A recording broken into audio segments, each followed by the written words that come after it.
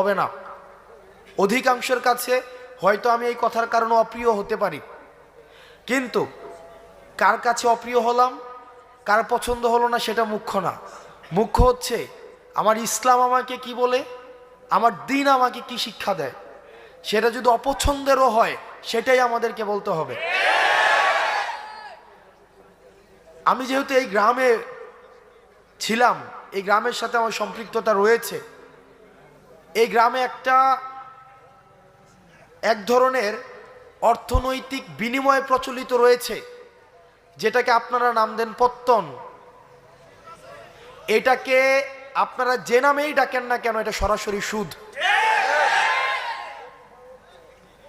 আমার পরিবার সহ আশেপাশে অনেকে আছে এই ধরনের বিষয়ের সাথে সম্পৃক্ত ছিল, কিন্তু আমরা যখন বুঝেছি, আমরা যখন পড়াশোনা করে জেনেছি, আমরা যখন